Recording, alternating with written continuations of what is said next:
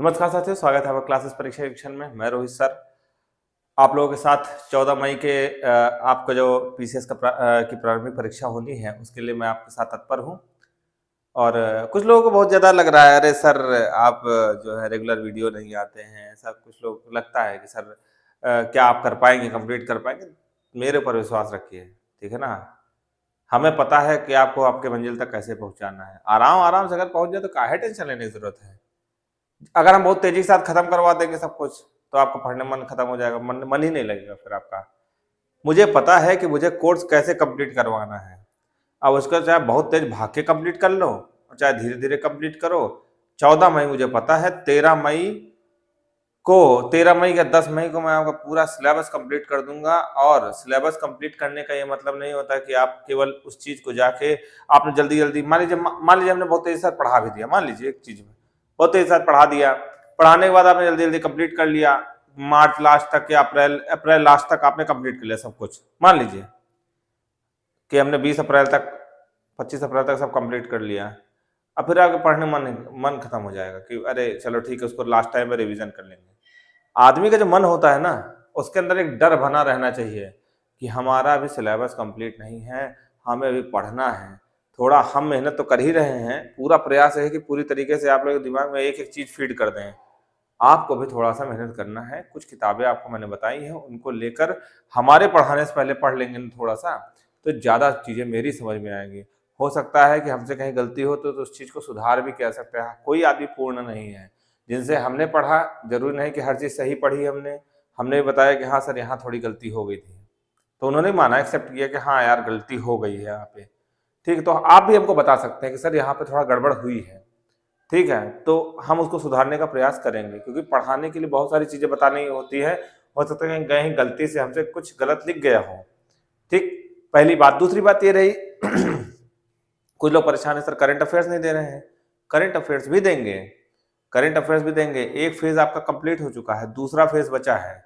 दूसरा फेज जो पीसीएस वाला है, अब लेकिन अभी उसको करवा देंगे ना तो फिर आप परेशान हो जाएंगे कि अरे सर इतनी जल्दी मतलब सब कंप्लीट हो गया तो फिर आपका पढ़ने मन नहीं लगेगा उस चीज को।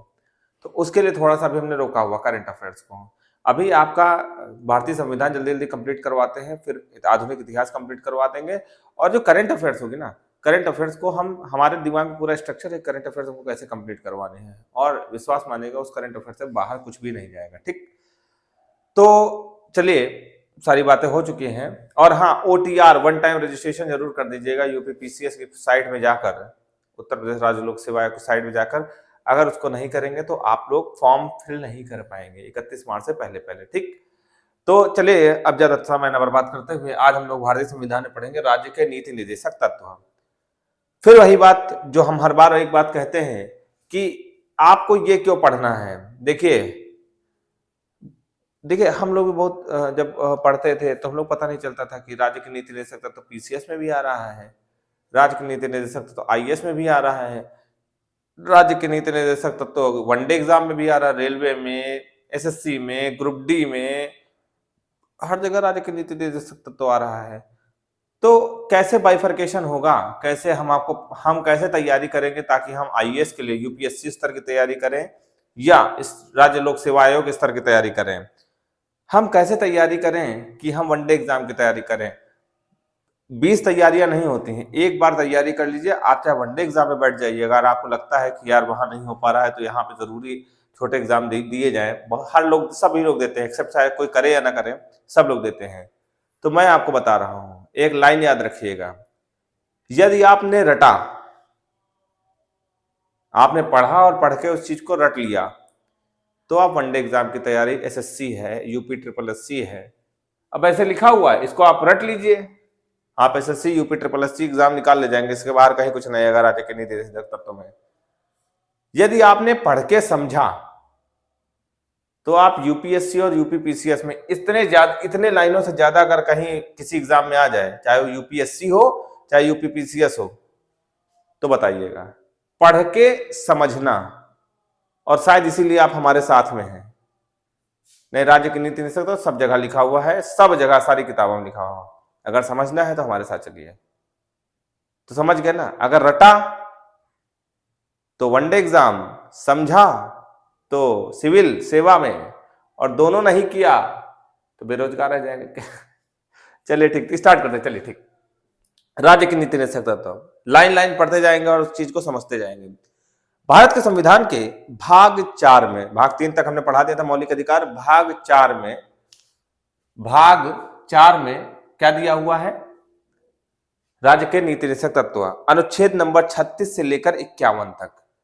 हम एक चीज आपको बताना चाहते हैं, अनुच्छेद 1 से लेकर लगभग 50 अनुच्छेद तक याद कर लीजिएगा इसको, चाहे जिस माध्यम से याद करिएगा उसको याद जरूर कर लीजिएगा, मैं भी करवा दूंगा, क्योंकि यहीं से अगर अनुच्छेद से संबंध में प्रश्न पूछा जाएगा तो लगभग यहां से पूछा जाता है। और 50 के बाद के कुछ अनुच्छेद है जो इंपॉर्टेंट बहुत ज्यादा हो जाते हैं, उनको हम लोग बाद में चर्चा कर लेंगे, ठीक है। जो इंपॉर्टेंट, मोस्ट इंपॉर्टेंट सारे अनुच्छेद नहीं पूछे जाते कि 395 अनुच्छेद 395 पूछे जाते हैं। 1 से 50 तक आपको रटना है, हर हाल में रटना है, और उसके बाद हम कुछ अनुच्छेद आपको बता देंगे, बस उससे ज्यादा अनुच्छेद पे पूरा कभी प्रश्न नहीं, आर्टिकल में कभी प्रश्न नहीं पूछा जाएगा। तो अनुच्छेद 36 से लेकर 51 तक में आपके राज्य के नीति निदेशक तत्व हैं। और कहां से लिया गया? हमने बताया था कि हमारा संविधान विभिन्न देशों के संविधान का अंग है, कुछ ना कुछ कहीं ना कहीं संविधान से लिया गया है। तो आयरलैंड के आयरिश सिद्धांत, राज्य का नीति निदेशक तत्व किससे? आयरिश सिद्धांत से प्रेरित है, यानी आयरलैंड से लिया गया है, आयरलैंड से लिया गया है। देखो होंगे क्रिकेट मैच देखते होंगे तो हरी हरी ड्रेस पहन के आते हैं आयरलैंड के क्रिकेट के खिलाड़ी, और वो क्रिकेट के खिलाड़ी हरी ड्रेस को देखिएगा तो याद आ जाएगा कि बड़े नैतिक आदमी हैं, सब बड़े नीतिशाली आदमी हो। सच बात, कभी लड़ते वड़ते नहीं देखा है उनको, नैतिक आदमी होते हैं, ठीक है ना।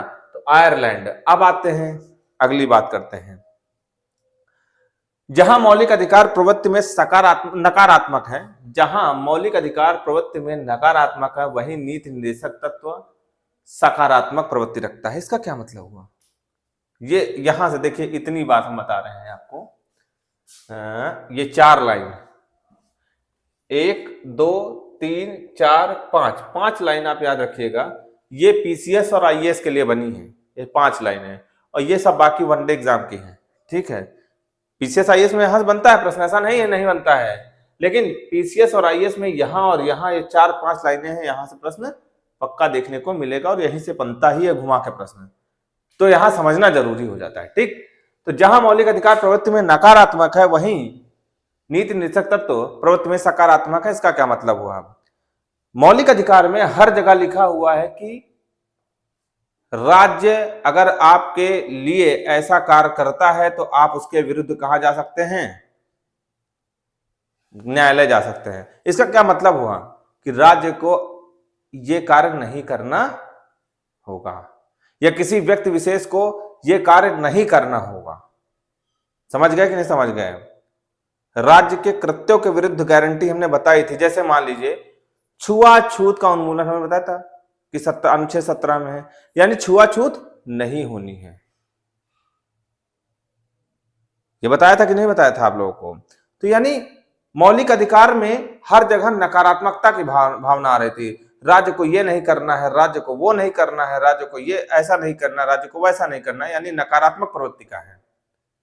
जबकि नीति निदेशक तत्व सकारात्मक प्रवृत्ति रखता है। इसका मतलब यह हुआ राज्य को ऐसा करना होगा, राज्य को वैसा करना होगा। राज्य का मतलब हमने बताया था, अगर हम संविधान में राज्य का मतलब पढ़ेंगे तो देश का मतलब होगा, यानी देश को ऐसा करना होगा, देश को वैसा करना होगा, ठीक है। हमारी सरकार को ऐसा करना होगा।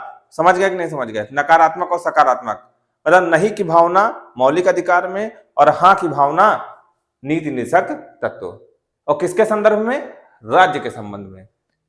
अब मान लीजिए कुछ देर के लिए हम हैं राज्य, देश मतलब मान लीजिए कुछ देर के लिए हमें देश, हमें यह कार्य नहीं करना है, यानी हम किसकी बात कर रहे हैं? मौलिक अधिकार की बात कर रहे हैं। हमें यह कार्य करना होगा, तो किसकी बात होगी? नीति निदेशक तत्व की। बस सिंपल सी बात है, कोई दिक्कत नहीं इसमें, ठीक। अगली बात करते हैं,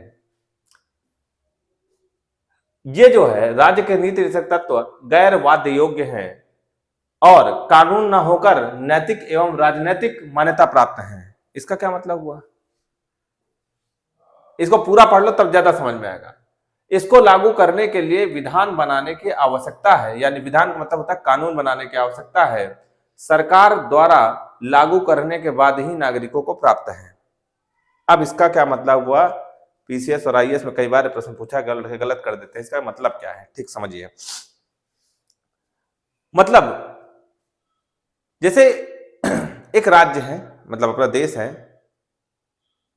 आपको मौलिक अधिकार का हनन हुआ, मान लीजिए आपके मौलिक अधिकार का हनन, राज्य ने ऐसा काम कर लिया कि आपने छुआछूत आपके साथ हो गई, छुआछूत की भावना, आप तुरंत बिना किसी सोचे विचारे आप तक तुरंत कहां पहुंच गए, न्यायालय पहुंच गए। कहां पहुंचे, न्यायालय पहुंचे। इसमें बीच में सरकार शब्द का कोई मतलब नहीं है। आपके मौलिक अधिकार का हनन हुआ, आप तुरंत कूद के न्यायालय पहुंच गए। आपके मौलिक अधिकार का हनन हुआ, आप तुरंत कूद के न्यायालय पहुंच गए। बीच में सरकार नहीं है, ठीक है। आपका सीधा संबंध किसके साथ है, न्यायालय के साथ। हमने बताया था अनुच्छेद 32 के अंतर्गत आप सर्वोच्च न्यायालय और अनुच्छेद 226 के अंतर्गत आप उच्च न्यायालय की कुंडी खटखटा सकते हैं जब आपका मौलिक अधिकार का हनन होता है। लेकिन अगर आपके नीति निर्देशक तत्व का पालन नहीं होता है तो ऐसा नहीं कि आप न्यायालय चले जाएंगे, यानी गैर वाद योग्य है। क्या है, यानी गैर वाद योग्य। वाद का मतलब कहां वाद विवाद होता है, न्यायालय में। ऐसे नहीं कि पकड़ के थप्पड़ पर जड़ने लगो किसी को, वाद विवाद इसको नहीं कहते हैं। वाद मतलब अगर संविधान की बात होगी तो वाद का मतलब होता है न्यायालय के संबंध में। तो गैर वाद योग का मतलब समझ गए। अगर नीति निर्देशक तत्वों का पालन नहीं हुआ तो ऐसा नहीं कि आप उछल कूद के सीधा न्यायालय पहुंच गए, ऐसा आप नहीं कर सकते। जैसे मान लो एक यहां दिया हुआ है कि स्त्री और पुरुष को समान कार्य के लिए आजीविका का मतलब होता है रोजगार, समान रोजगार मिलना चाहिए। समान रोजगार के लिए समान पैसा मिलना चाहिए। आप हैं, आपकी बहन है, अगर दोनों लोग एक ही स्कूल में पढ़ाते हैं मान लीजिए, तो उनको दोनों को समान पैसा मिलना चाहिए। एक छोटा सा उदाहरण लेके बता रहे हैं। मान लो नहीं मिला, आपकी बहन को कम पैसा मिल रहा है, आपको ज्यादा पैसा मिल रहा है, तो ऐसा नहीं है कि आपकी बहन तुरंत उछल के न्यायालय चली गई कि हमारे भाई को ज्यादा पैसा मिल रहा है, स्कूल वाले ज्यादा पैसा दे रहे हैं उसी काम के लिए, हम भी 4 लेक्चर पढ़ाते हैं, ये भी 4 लेक्चर पढ़ाते हैं, हमको 10,000 रुपया दिया जा रहा है, भैया को 15,000 रुपया दिया जा रहा है। ऐसा नहीं कर सकते, न्यायालय नहीं जा सकते इसके लिए, ठीक। इतनी बात समझ, यानी गैरवाद योग्य है। यानी क्या है, ये गैरवाद योग्य है। अगली बात, अगर अगर सरकार ने एक नियम बना दिया, अगर सरकार ने एक नियम बना दिया, शासनादेश निकाल दिया, सरकार के नियम काहे में गजट होते हैं, शासनादेश में सरकार ने नियम निकाल दिया कि समान कार्य के लिए समान वेतन स्त्री और पुरुष को मिलने चाहिए। सरकार ने, अब बहन जी को आपके 10,000 रुपया मिल रहा है, आपको 15,000 रुपया मिल रहा है, आपकी बहन, अगर सरकार ने नियम बना दिया है, शासनादेश में इसको पब्लिश कर दिया है, तो आपकी बहन उस शासनादेश के क्रम में कहा जा सकती हैं, न्यायालय जा सकती हैं। यानी ये क्या बन गया, अब ये कानून बन गया है। तो नीति निर्देशक तत्वों को कानून बनाने के लिए एक प्रक्रम से गुजरना पड़ेगा, किसके, सरकार की। यानी जब सरकार इतनी चीजों को कानून बना देगी, इतनी चीजों में उल्लिखित कोई किसी भी चीज को कानून बना देगी, तभी जाके आप उसको न्यायालय में चैलेंज कर सकते हैं, नहीं तो नहीं कर सकते हैं। समझ गए मेरी बात को कि नहीं, एक बार पुनः समझेंगे, चलिए फिर बताते हैं। नीति निर्देशक तत्व तो गैर वाद्य योग्य है। मान लीजिए इसमें कुछ भी लिखा हुआ है तो आप डायरेक्टली कहां नहीं जा सकते, न्यायालय नहीं जा सकते हैं, ठीक। हमने एक उदाहरण लेके बताया, ठीक।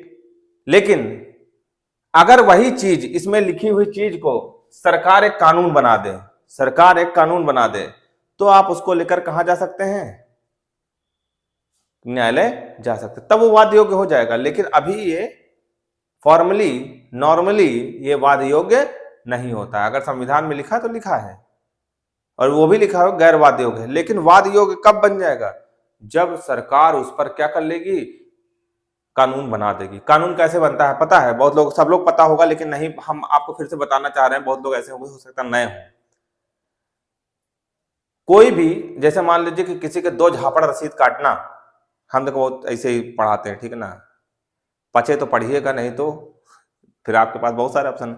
मान लीजिए किसी के 2 झापड़ मारना, ठीक है, मारने पर अभी तो मार दीजिए तो आपके कुछ नहीं होगा आपको, लेकिन सरकार ने दिमाग में रखा कि यार 2 झापड़ बहुत मारे जा रहे हैं, हर चौराहे पे कोई ना कोई किसी न किसी को 2 झापड़ रसीद काटे दे रहा है, तो एक काम करा जाए, इसको कानून बना दिया जाए कि 2 झापड़ अगर किसी को मार दिया तो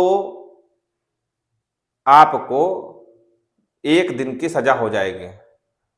1 दिन की क्या हो जाएगी? सजा हो जाएगी। समझना बात को। जब 1 दिन की सजा हो जाएगी ना दोस्त, तो अब ये बन गया है कानून। क्या बन गया है ये बन गया है कानून। अभी तक कानून कानून नहीं था, अब ये कानून बन गया। समझ गए मेरी बात? इतनी ही सी बात है कि नीति निर्देशक तत्वों को अगर वाद योग्य बनाना है तो आपको सरकार का सहारा लेना पड़ेगा। लोकसभा में अब मान लो कि झापड़ मारने का काम है तो लोकसभा में पहले पारित होगा कि हाँ यार, झापड़ मारने पर जो है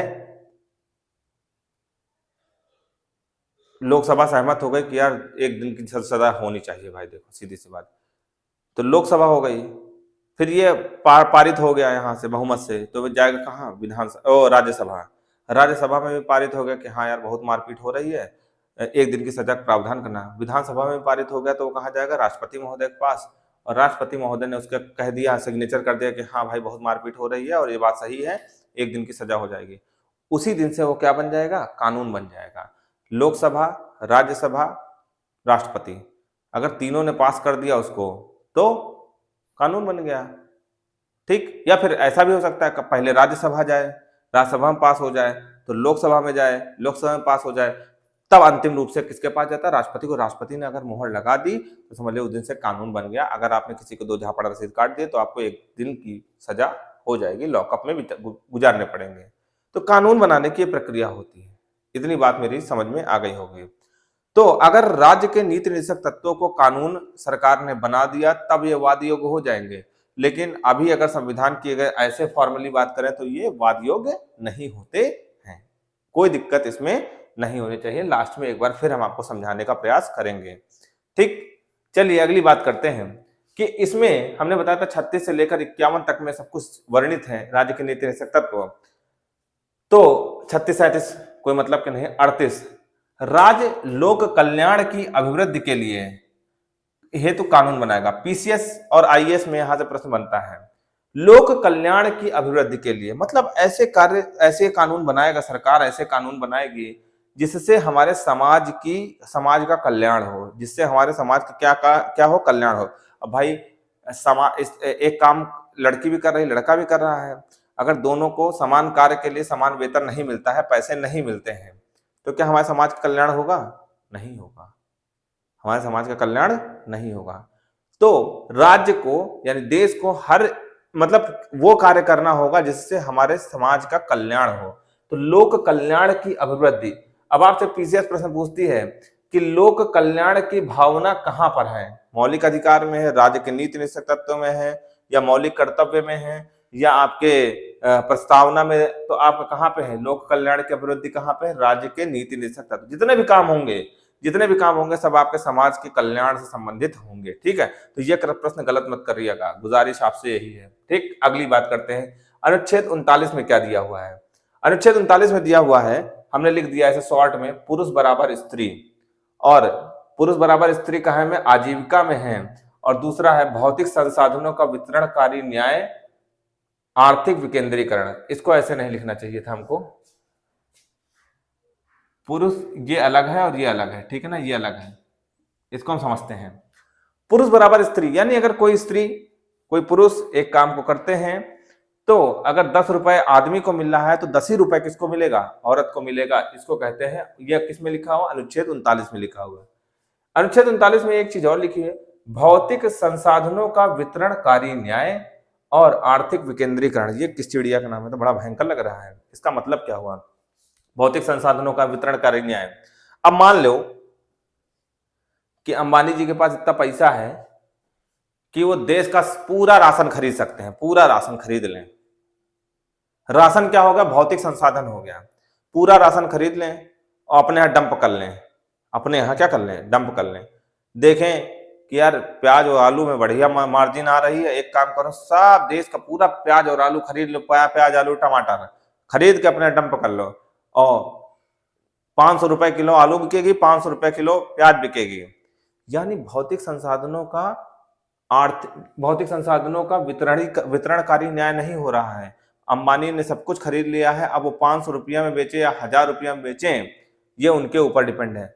लेकिन सरकार का काम ये नहीं है। सरकार का काम ये है कि देश की जनता के पास भौतिक संसाधन का मतलब जो भी चीजें हैं वो समान रूप से पहुंचनी चाहिए। मतलब जैसा जो खरीदता है वैसे उस रूप में पहुंचनी चाहिए, ऐसा नहीं कोई डंप करके रख लेगा। समझ में आ रही बात? तो भौतिक संसाधनों का वितरणकारी न्याय का मतलब, भौतिक संसाधन का मतलब समझ लीजिएगा आलू प्याज टमाटर, ठीक है, राशन, कुछ भी समझ लीजिए। का वितरणकारी मतलब न्यायपूर्ण वितरण होगा। न्यायपूर्ण, देश का काम है कि न्यायपूर्ण तरीके से सबके पास पहुंचा दे। समझ में आ गई बात कि नहीं? अभी कुछ दिन पहले क्या हुआ था कि सभी विभागों को ये सूचित किया गया था कि आलू और प्याज के रेट बहुत बढ़ रहे थे। आपको इस चीज को देखो, अगर पीसीएस आईएएस निकालना है यार तो समझना पड़ेगा, सीधी सी बात है, चाहे वीडियो लंबा भी हो जाए लेकिन समझना पड़ेगा। अभी कुछ दिन पहले हुआ क्या कि गेहूं और प्याज के, सॉरी गेहूं प्याज नहीं, प्याज और टमाटर के रेट कुछ बढ़ गए थे ज्यादा। तो तुरंत डीएम साहब ने सबको एक लेटर लिखा कि सभी इंस्पेक्टर रैंक के जितने भी हैं सब अपने अपने क्षेत्र में टहलेंगे और देखेंगे कोई डंपिंग तो नहीं हो रही है कहीं पे। हर विभाग के इंस्पेक्टर को लगा दिया गया उसमें। भाई ये देखा गया। और एक चीज और, उसके तेल के रेट बहुत बढ़ रहे थे। अभी देखा होगा कि मतलब उसके कड़वे तेल के रेट बहुत बढ़ रहे थे, रिफाइंड के रेट बढ़ते चले जा रहे थे। तो हर विभाग से रिपोर्ट मांगे शाम को बताना कि आपके क्षेत्र में तेल का रेट कौन सा दुकानदार कितने रेट में बेच रहा है, कौन सा दुकानदार आलू और प्याज किस रेट में, ऐसा तो नहीं डंप करके रख लिया हुआ। चेक करो, अगर कहीं डंप करके तुरंत सूचना दो। कहीं जो है 100 कुंटल प्याज और 100 कुंटल आलू रख लिया गया स्टोर करके, इसको क्या बोलते हैं? क्यों स्टोर नहीं करवाया जा रहा था? इसलिए नहीं स्टोर करवाया था कि ताकि वो सभी लोगों में समान रूप से बढ़ सके, सभी लोग उसको समान रूप से पैसा देकर खरीद सकें। समझ में आ रही बात? तो इसको बोलते हैं वितरणकारी न्याय। इससे ज्यादा हम समझा भी नहीं सकते और हमको नहीं लगता कि अब आप इससे ज्यादा कोई दिक्कत होगी। आर्थिक विकेंद्रीकरण, इसका क्या मतलब हुआ? आर्थिक विकेंद्रीकरण का, आर्थिक विकेंद्रीकरण का आर्थिक विकेंद्रीकरण का मतलब होता है, अर्थ का मतलब होता है पैसा, और पैसे का केंद्रीकरण नहीं होना चाहिए कि सारा पैसा अंबानी जी अपने पास बटोर के रख लें और कह दें पूरा देश भूखे मरे। ऐसा नहीं होगा। वो ऐसा ऐसा कार्य करेंगे, सरकार ऐसा कार्य करेगी कि पैसा समान रूप से सबके पास पहुंचता रहे, जो जितनी मेहनत करता रहे। अब आप बेरोजगार हो मान लो, ठीक है, तो आप अभी कहेंगे कि यार हमारे पास नहीं पहुंच रहा 15 लाख रुपए, ऐसा नहीं है। आप मेहनत करिए, मेहनत करने के बाद आर्थिक विकेंद्रीकरण तभी होगा। सरकार के पास बहुत सारा पैसा है, सरकार क्या करती है, अपना पैसा निकाल के आपको देगी, आपको देगी, आपको जैसे आपके रैंक है, जैसे आपका कार्य है, उसी हिसाब से निकाल निकाल के पैसा आपको देगी। अब कह दो कि सर हम तो सरकारी नौकरी नहीं करते तो हमको कैसे देगी? बैंक के माध्यम से पैसा दे रही है। वो किसी ना किसी रूप में आपको लोन करके किसी ना किसी माध्यम से आप तक पैसा पहुंचाने का कार्य कर रही है। तो आर्थिक केंद्रीकरण का मतलब होता है सरकार सारा पैसा अपने पास ऊपर अपने पास केंद्रित कर ले। लेकिन आर्थिक विकेंद्रीकरण का मतलब क्या होता है? पैसा सब में बांट दे, विकेंद्रित कर दे, मतलब केंद्रीकरण की भावना से रहित, यानी सब कुछ बांट दे। ठीक है, तो आर्थिक विकेंद्रीकरण का मतलब समझ गए कि नहीं समझ गए? ये आपका कि पैसा बांट देना, ठीक है, सब में। ये सरकार का काम है कि ऐसा नहीं कि एक आदमी को धनवान बना दे। आजकल कुछ अपवाद चल रहे हैं, मैं नाम नहीं लूंगा इस सार्वजनिक मंच में। लोग कह रहे हैं कि फलानी कंपनी देखो सारा सरकार के सपोर्ट से सब कुछ करे ले रही है, और कहीं ना कहीं वो चीज सही दिख भी रही है, लेकिन ऐसा नहीं है। सरकार का काम है कि आप तक पैसा पहुंचाए। ठीक, चलिए अगली बात करते हैं। 39 का में लिखा हुआ समान न्याय तथा निःशुल्क विधिक सहायता, इसका क्या मतलब हुआ? या देखो, इसको समझाने की वजह से समान न्याय का मतलब तो समझ ही गए, निःशुल्क विधिक सहायता इसका क्या मतलब हुआ? अब देखो, मान लो आपके पास एक कोई गरीब है, बहुत ज्यादा गरीब, अब आप लोग अभी गरीबे हो, मान लो बेरोजगार का मतलब क्या होता है? माँ बाप के पैसे कभी उछलना कूदना नहीं कि हमारे पापा के पास इतना पैसा है। आप लोग बेरोजगार हो, कोई जगह झगड़ा हो जाए, मारपीट हो जाए, मान लो तुमको उठा लेगा पुलिस वाले, उनको उठा लेगा, और तुम्हारे पापा ने कहा भागो यहाँ से, पैसा वैसा नहीं देंगे, रोज लड़ाई करता है। अब तुम खड़े हो मजिस्ट्रेट के सामने, अब तुम्हारे बोलने का सहूर नहीं है,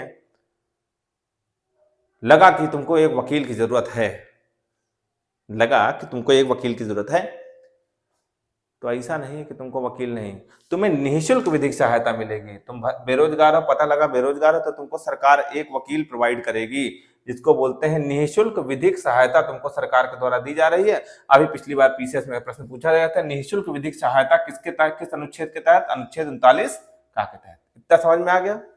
कोई दिक्कत नहीं। सबसे इंपॉर्टेंट अनुच्छेद ये है, राज्य ग्राम पंचायतों के गठन का प्रयास करेगा, अनुच्छेद 40 में दिया हुआ है। राज्य ग्राम पंचायतों के गठन का प्रयास करेगा। ग्राम पंचायत का मतलब समझते हो?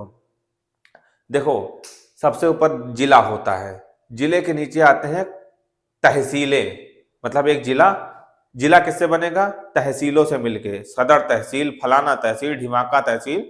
अमूमन छोटी डिस्ट्रिक्ट में 5 या 6 तहसीलें होती हैं। तहसील किससे बनती है? ग्राम पंचायतों से। इस तहसील के अंदर फलाना ग्राम पंचायत, उस तहसील के अंदर फलाना ग्राम पंचायत, लगभग 70 से 80 ग्राम पंचायतों से मिलकर एक तहसील बनती है। लगभग 70 से 80 ग्राम पंचायत, तहसील का मतलब तहसील के नीचे आते हैं विकास खंड। तहसील के नीचे क्या आते हैं? विकास खंड। विकास खंड के नीचे क्या आते हैं? ग्राम पंचायतें आती हैं। क्या आती हैं? ग्राम पंचायतें। और ग्राम पंचायत के नीचे छोटे छोटे मजरे आते हैं। यहाँ हम समझा दें आपको, 1 मिनट रुकिएगा, ताकि आपसे कैसे भी क्वेश्चन घुमा के पूछ ले तो आप ध्यान रखिएगा कि आपसे ये प्रश्न हो जाए, ठीक है ना। देखो, जिस जिले में रहते हो, ये जिला हो गया, ठीक है ना, ये जिला हो गया। जिले के अंदर कई सारी तहसीलें हो गई, ठीक है, टी से हम बता दिए, टी तहसील। अमूमन कितनी होती है? 5 से 6 तहसीलें होती है। कितनी होती है? 5 से 6 तहसीलें। थोड़ा जल्दी जल्दी करेंगे, कोई टाइम वीडियो लंबा हो जाएगा। तहसीलें होती हैं। तहसील किससे बनती है? विकास खंड से बनती है, जिसको हम लोग ब्लॉक बोलते हैं, विकास खंड। अमूमन एक तहसील में 2 से 3 विकास खंड होते हैं। अमूमन, हम ये कोई ना मैंडेटरी नहीं है, जरूरी नहीं कि विकास खंड इतने ही हो, लेकिन होते हैं इतने ही, ठीक है। विकास खंड हो गए, ठीक, लगभग। अब विकास खंड जहां भी आप होंगे तो विकास खंड किससे बनते हैं? ग्राम पंचायतों से बनते हैं। ग्राम पंचायतों से बनते हैं, ठीक। जितने भी विकास खंड होंगे सब कम से कम, एक विकास खंड के अंदर कम से कम 70 से 80 ग्राम पंचायतें होती हैं, ठीक, गांव जिसको बोलते हैं। तो अब इतनी बात आपको समझ में आ गया। अब राज्य का काम क्या है? राज्य का मतलब देश का काम क्या है? कि ज्यादा से ज्यादा ग्राम पंचायतों का गठन होगा। ज्यादा से ज्यादा ग्राम पंचायतों का गठन करेगी अगर सरकार, देश हमारी ज्यादा से ज्यादा ग्राम पंचायतें गठित करेगी तो ज्यादा से ज्यादा लोगों का लाभ होगा, ठीक है भाई। एक ग्राम पंचायत गठित हो गई, मान लीजिए एक बड़ी सी ग्राम पंचायत है, बड़ी सी ग्राम पंचायत जहां 1000 लोग रहते हैं, एक ग्राम प्रधान है, तो क्या एक ग्राम प्रधान सबके हितों का ध्यान रख पाएगा? नहीं रख पाएगा। तोड़ दिया, 500 आदमी इधर, 500 आदमी इधर, अब कितने ग्राम प्रधान हो गए? 2 ग्राम प्रधान हो गए। तो अब दोनों ग्राम प्रधान अलग अलग अपने 500 आदमियों का ध्यान रख सकते हैं। तो राज्य का काम क्या है? राज्य ग्राम पंचायतों के गठन का प्रयास करेगा, और 21 अनुच्छेद में, अनुच्छेद 40 में है, ठीक। अनुच्छेद 41 नहीं पढ़ना है, कोई मतलब नहीं है। अनुच्छेद 42 की बात करते हैं। राज्य काम की न्याय संगत व मानवोचित दशाओं का तथा प्रसूति सहायता हेतु प्रावधान करेगा, ठीक। राज्य का क्या काम है? न्याय संगत व मानवोचित दशाओं का। इसका क्या मतलब हुआ? जैसे मान लो तुम किसी फर्म में काम कर रहे हो, ठीक, मान लो किसी फर्म में काम कर रहे हो, ठीक है। अब एक सरकारी विभाग की बात कर लो, तुम एसडीएम बन गए, एसडीएम हो, और एसडीएम बनने के बाद तुम्हारे कमरे में कोयला भट्टी चला दी जाए, यहाँ कोयला भी बनाया जाएगा और तुम एसडीएम साहब बगल में बैठेंगे। क्या वो मानवोचित दशा है? तुम्हारी जान के साथ खिलवाड़ हो रहा है, ठीक। समझ गए कि नहीं समझ गए? क्या न्याय संगत कार्य हो रहा है तुम्हारे साथ? नहीं हो रहा है। एक छोटा सा एग्जाम्पल की बात बता दें। तथा प्रसूति सहायता। अब प्रसूति सहायता का मतलब देखे होंगे, जो मतलब महिलाएं होती हैं, जब वो गर्भवती होती हैं तो उनको सरकार कुछ ना कुछ प्रावधानित करती है। सरकार ने नियम कानून बना दिए हैं। 6 महीने की मैटरनिटी लीव मिलती है कि नहीं मिलती है? वो कानून बन चुका है, ठीक है ना। 6 महीने की मैटरनिटी लीव मिलती है, उसको एक्सटेंड कर सकते हैं, कुछ ऐसा सिस्टम है, ठीक है। तो प्रसूति सहायता, तो ये किसके प्रसूति सहायता प्रावधान करेगा? अनुच्छेद 42 के तहत है। मानवोचित दशा तथा प्रसूति सहायता है तो प्रावधान करेगा। 6 महीने 9 महीने की लीव मिल जाती है, और महिलाओं को अब शायद प्रावधान पुरुषों के लिए भी है कि जो मतलब पिता बनने पर भी कुछ सहायता मिलती है। कभी हमने छुट्टी ली नहीं है तो हमें पता भी नहीं है, ठीक। इतना समझ में आ गई बात कि नहीं आ गई? अनुच्छेद 42 के तहत है, समझ में आ गई। अगली बात करते हैं अनुच्छेद 43। राज्य, ये इसका मतलब जानते हैं क्या है? इसका मतलब है कि राज्य, समझ लीजिएगा, राज्य कर्मकारों को उचित मजदूरी तथा कुटीर उद्योगों के संवर्धन का प्रयास करेगा। अब ऐसा नहीं है कि तुम किसी मजदूर को ले आओ, समझे, और उसको उचित मजदूरी ना दो, या फिर तुम एसडीएम बन जाओ, या फिर तुम कोई मान लो सीडीपीओ बन जाओ, कोई भी सरकारी पद पा जाओ पीसीएस निकाल के, तब तुमको उचित मजदूरी नहीं मिल रही है। तुम बने एसडीएम हो और तुमको मिल रही है 10,000 रुपये तनख्वाह, तो क्या वो तुम्हारे साथ उचित मजदूरी है? नहीं है। तो जिस हिसाब से तुम्हारा स्टेटस होगा उस हिसाब से तुम्हें तनख्वाह दी जाएगी।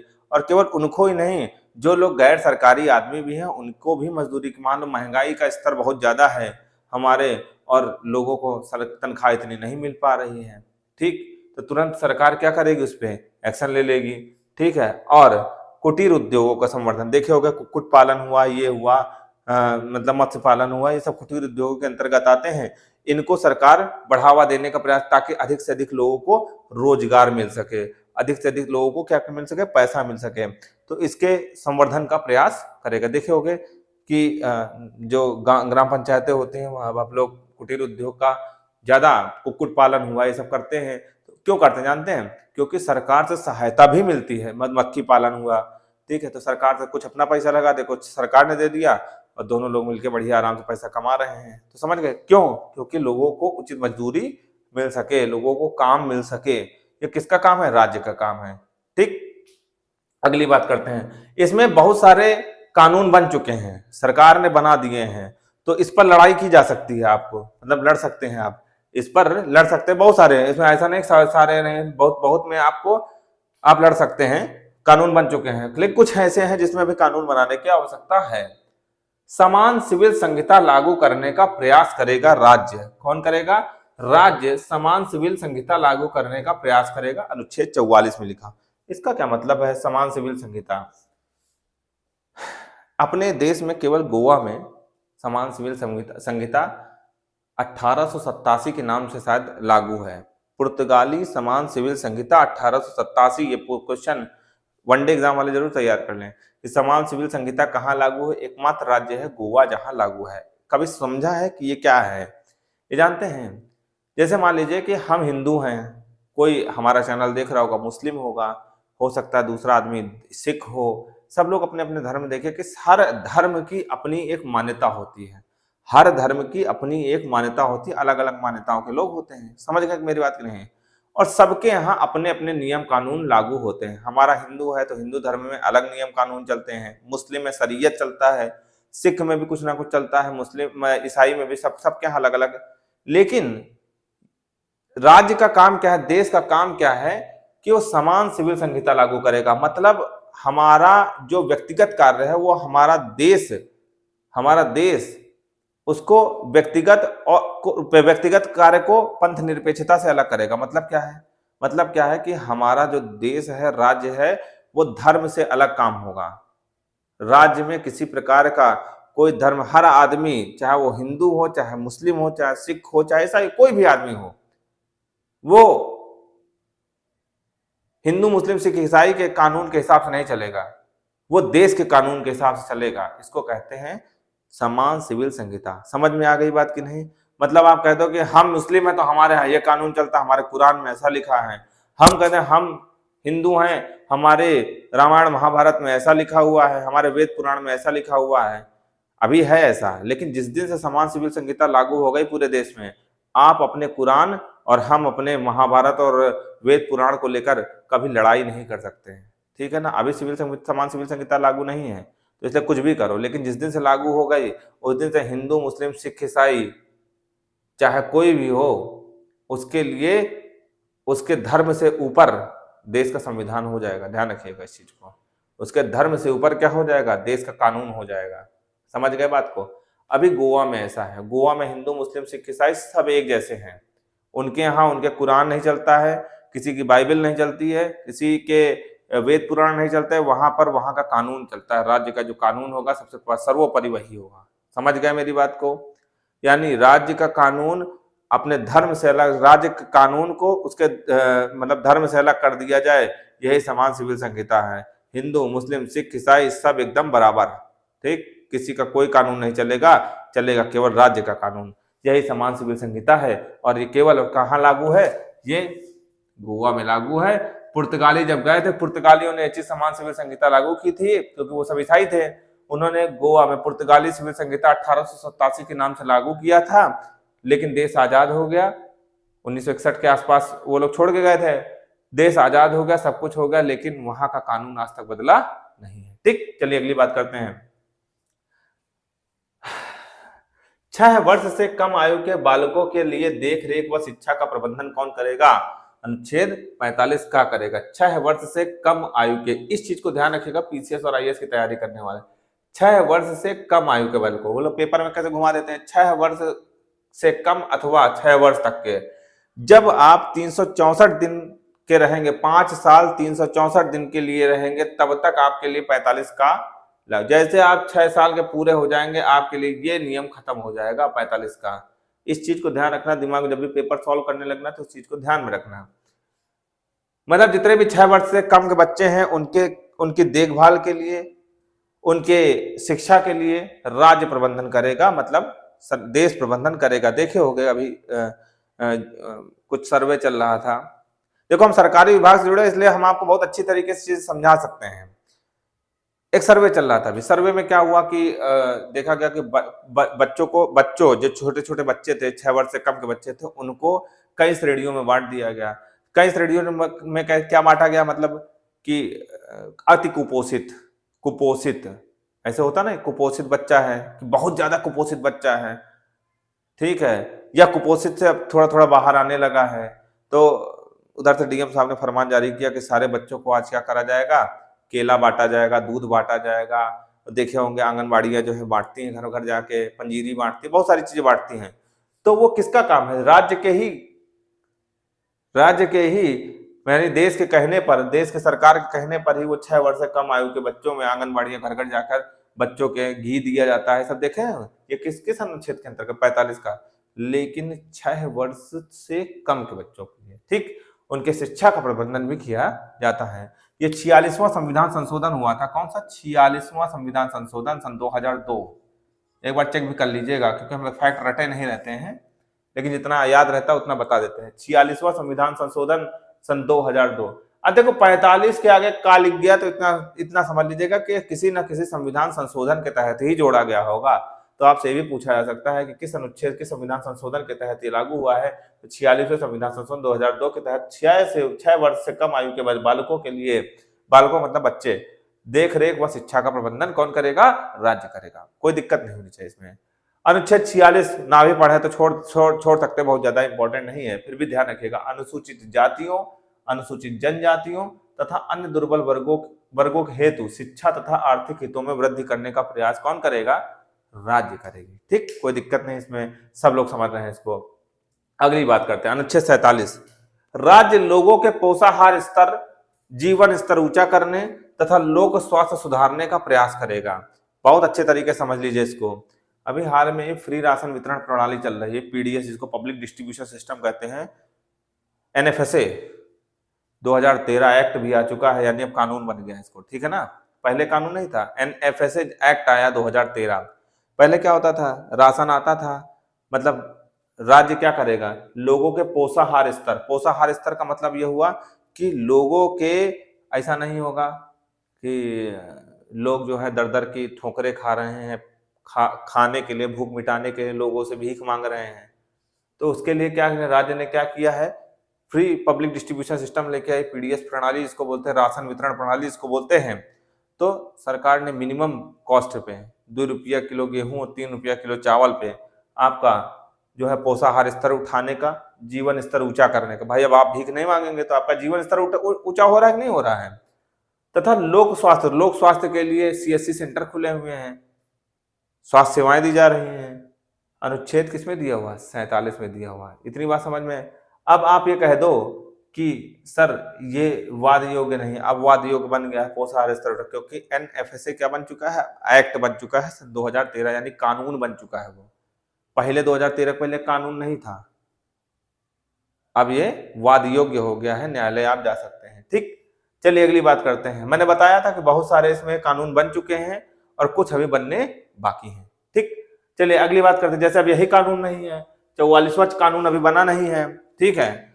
अगली बात करते हैं अनुच्छेद 48 का, पर्यावरण के संरक्षण और संवर्धन का तथा वन एवं वन्य जीवों की रक्षा का प्रयास किया जाएगा। यह भी कानून बन चुका है। हरा पेड़ कटवा लो अपने यहाँ घर में, देखो अभी पुलिस वाले उठा ले जाएंगे तुमको, रात भर बढ़िया खातिरदारी करेंगे, तुमने जैसे पेड़ काटा वैसे तुम काटे जाओगे, समझे। तो पर्यावरण के संरक्षण क्यों, अभी तक तो ये वाद योग्य नहीं था, लेकिन अब ये क्या बन चुका है, कानून बन चुका है। पर्यावरण के संरक्षण और संवर्धन का कैसे, हरे पेड़ काटने से बचाएंगे तब है ना पर्यावरण का संरक्षण होगा।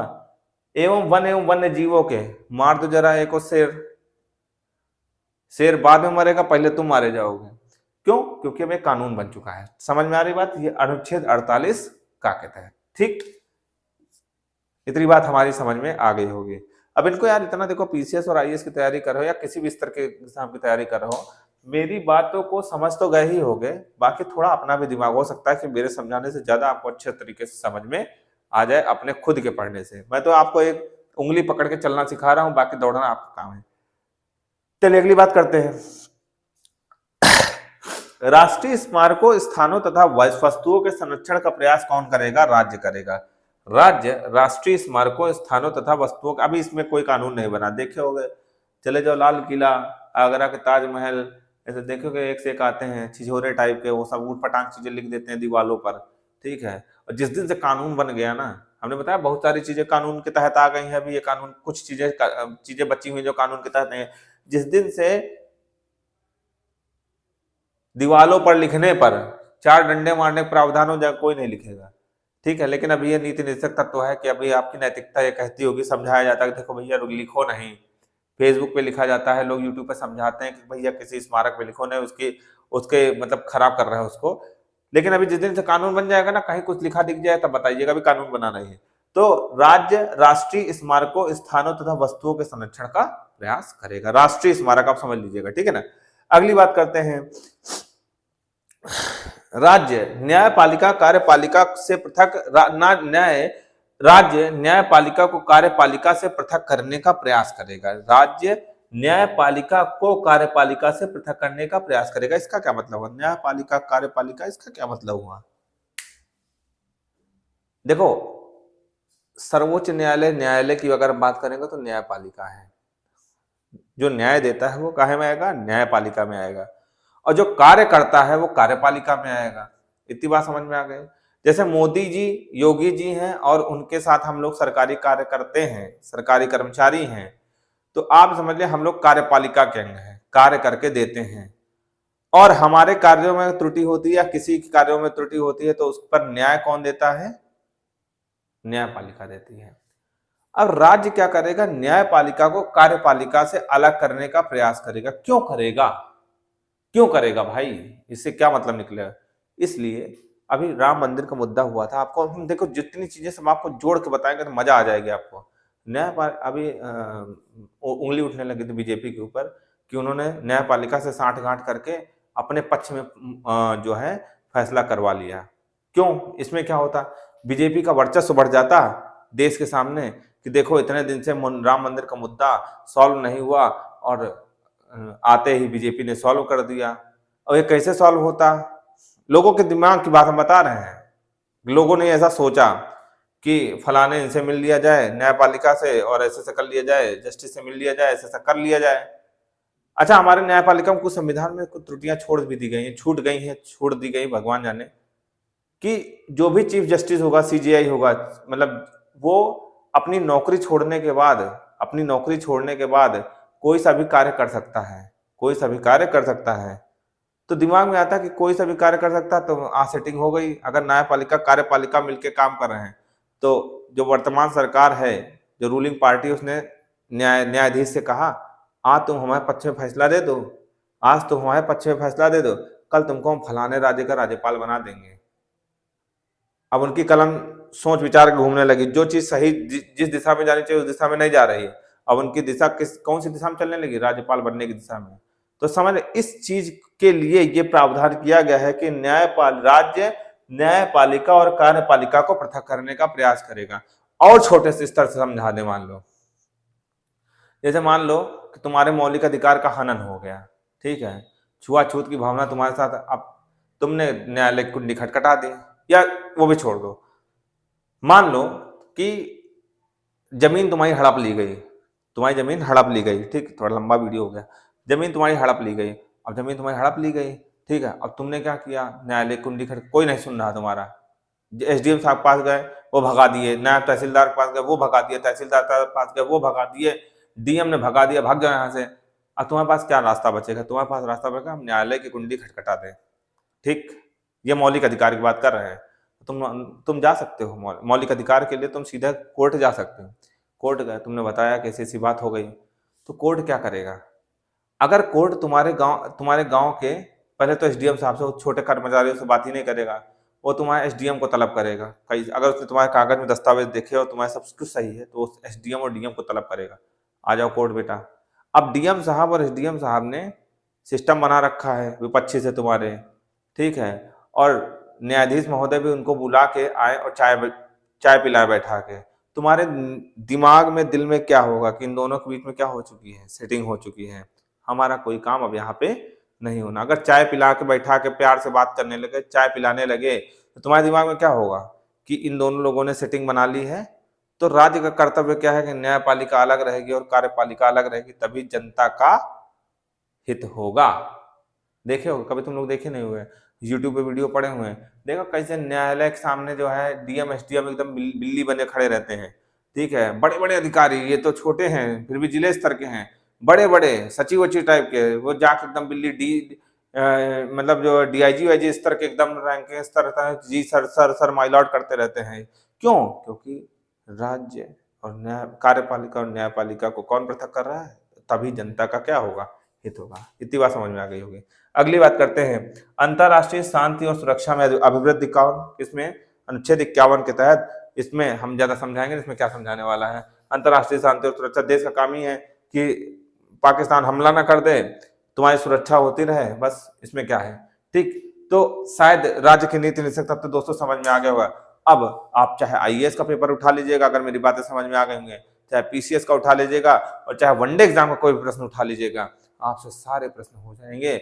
और मेरा भी यही कहना है, तैयारी एक करिए, चाहे वो पीसीएस की करिए, चाहे वो आईएएस की करिए, चाहे एक तैयारी करिए। मान लो नहीं आईएएस बने तो यार बेरोजगार तो घूमोगे नहीं, कोई ना कोई नौकरी तो करोगे, नहीं आईएएस बने तो पीसीएस बन जाना, नहीं पीसीएस बने तो नौकरी करना, ऐसा तो है ना, बेरोजगारी में घूमोगे ना। तो ऐसी तैयारी करो कि 5 बार तैयारी नहीं करने पड़े, एक ही बार तैयारी करें। और दोस्तों बहुत तेजी के साथ लगे हुए हैं, कोई टेंशन मत लीजिएगा, 14 मई को किला फतेह करना है, ठीक है ना। धन्यवाद, आज के लिए इतना ही। और यार दोस्तों चैनल को सब्सक्राइब जरूर कर दीजिए, जो लोग देख रहे हैं। अगर मेरी बातें अच्छी लग रही हो, समझ में आ रही हो और आपको मदद मिल रही हो प्रश्न पत्र सॉल्व करने के, तो सब्सक्राइब जरूर कर दीजिएगा, लाइक जरूर कर दीजिएगा। धन्यवाद, आज के लिए इतना ही।